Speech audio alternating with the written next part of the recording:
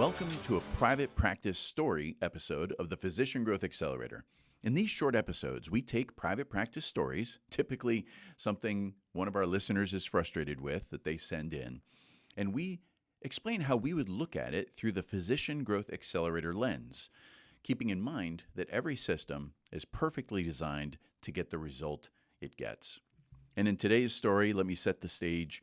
A practice needed new staff members working the front desk. They were excited because from a resume standpoint, a new hire looked like they were going to be a good fit. They had experience. Interview process went well. Day one, they show up on time. This is great. They leave for lunch, and then they don't come back.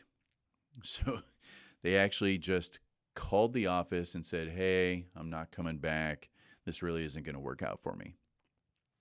Holy moly. And it's not the first time we've heard of a story like that.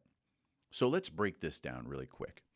First of all, I want to talk about generations and the idea of employees and teams. One thing that we can do as business owners is we can automatically put a label across people, and that doesn't help us, right?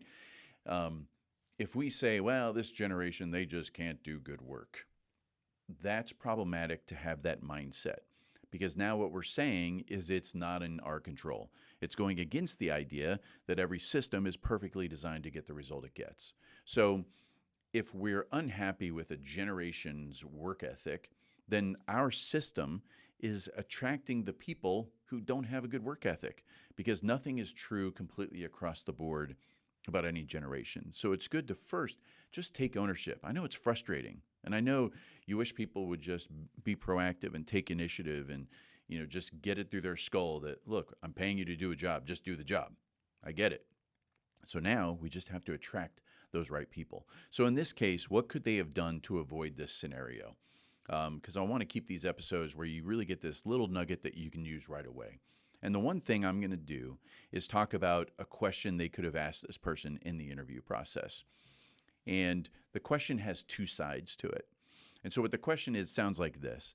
It's like, hey, Margaret, we'd be excited for you to work here. I've got one last question. If you were working here and a couple weeks from now, you just are putting your head in your hands and you're frustrated, asking yourself, what the hell was I thinking coming to work here? What kind of things would you have to witness or experience for you to feel that way? And they're going to give you some answers, and you'd be surprised at the insights they give you. It's either going to align with what's important to you, or they might show, like, wait a second, this is something about the person that is not going to work out because we need that within the practice. And then what you do is you follow up and tell them your answer. So now you say, okay, that makes sense, Margaret. Just from our perspective, a few weeks from now, for me to have my head in my hands going, what the heck were we thinking when we hired this person? I'd have to witness you do A, B, and C. And you say the things that are really important to you. Just be blunt and direct.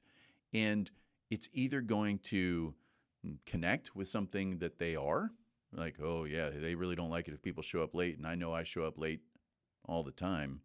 And you're going to help uncover and get those people out of the way before bringing them on.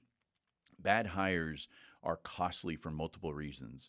You spend time in training, it slows the practice down, it changes the culture internally, it sends a bad message to your current team. Bad hires hurt. So what we want to do is we want to make sure we don't make them.